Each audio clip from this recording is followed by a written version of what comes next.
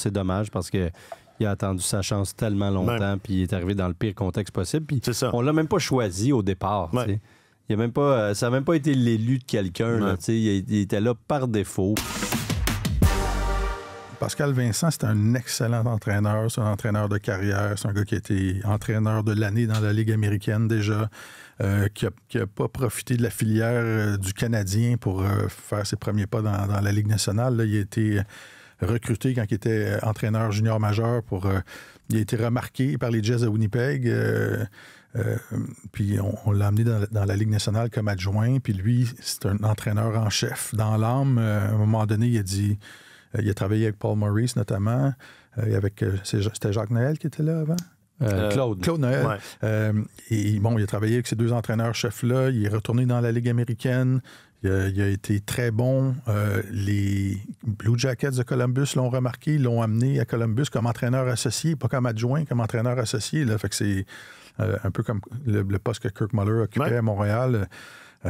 Donc, c'est quelqu'un dont le talent est reconnu, mais il a été placé dans la chaise d'entraîneur en chef. Souvenez-vous, la saison dernière, juste avant que le camp d'entraînement se mette en branle, l'histoire de Mike Babcock qui furetait dans les téléphones cellulaires de ses joueurs. L'intrusion de vie privée. Et bon, lui, il s'est retrouvé là... Ça y est tombé dessus. Il s'est retrouvé entraîneur en chef du jour au lendemain. Il s'est préparé à ça toute sa vie, puis, toutes les embûches que les Blue Jackets ont connues cette année, avalanche de blessures incroyables, ils ont utilisé 47 joueurs cette année. Patrick Laine, un des piliers offensifs de l'équipe, a joué 18 matchs et il est devenu, s'est inscrit au programme d'aide des joueurs. Ils ne l'ont jamais revu. Leur gardien, Elvis Merzlikins, a réclamé une transaction. Il a été un trouble-fête durant toute la saison. J'ai vu ça dans tes notes, ça m'avait pas... Oui, des commentaires négatifs dans les médias, puis il a été difficile à gérer. Le directeur général, Jarmo Kekalainen, s'est fait congédier au mois de février. Tout ce qui pouvait mal arriver est arrivé. Puis moi, j'ai regardé beaucoup de matchs des Blue Jackets cette année, puis malgré ça, je trouvais qu'ils sortaient... Cette équipe-là jouait de façon structurée, puis ont échappé je ne sais pas combien de matchs en troisième période, alors qu'ils détenaient l'avance, mais c'était une jeune équipe décimée. Alors moi, je trouvais que cette équipe-là s'était très, très bien comportée, puis il n'avait pas obtenu d'aide aussi... Pascal, on n'avait pas été chercher des vétérans pour entourer les jeunes, puis on parle toujours entre nous à quel point c'est important d'avoir ça. Fait que je trouve ça triste que, bien sûr, il arrive un nouveau président, directeur général, puis son mandat, c'est de changer la culture, puis de brasser la cabane. Mais je trouve ça triste qu'un jeune entraîneur qui s'est préparé pendant 25-30 ans à faire ça... C'est le timing. Se fasse claquer la porte sur les doigts après avoir vécu ça.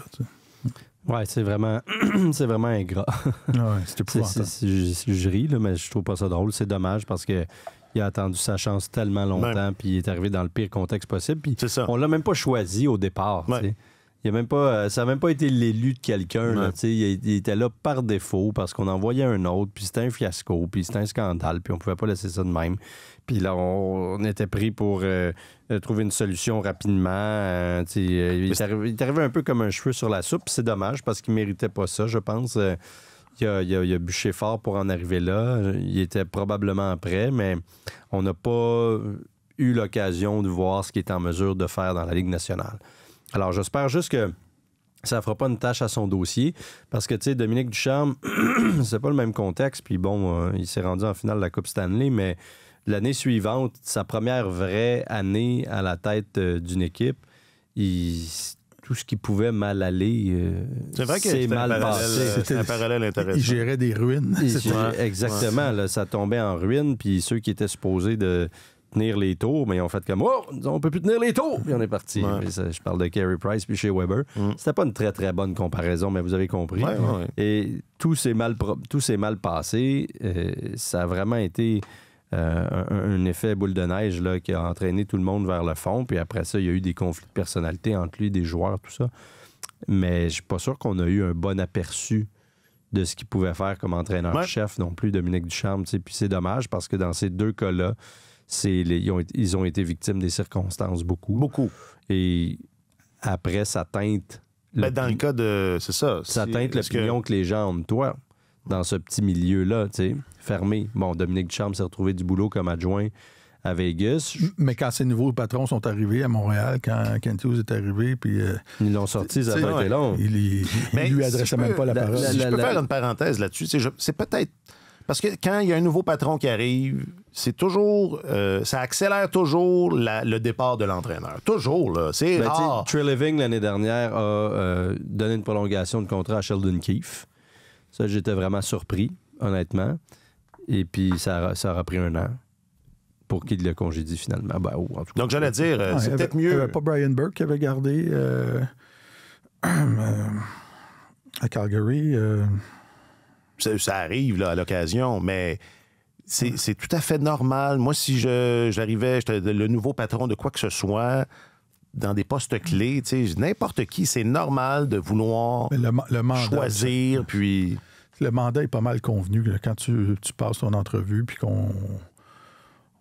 Tu veux dire, comme DG, on te rencontre comme président, puis le mandat, si le mandat, John Davidson disait, avant d'embaucher son nouveau directeur général, je veux quelqu'un qui va ébranler les fondations, qui va changer la culture de l'organisation. Fait que, habituellement, le gars n'arrive pas en se disant, je vais me débarrasser du préposé à l'équipement.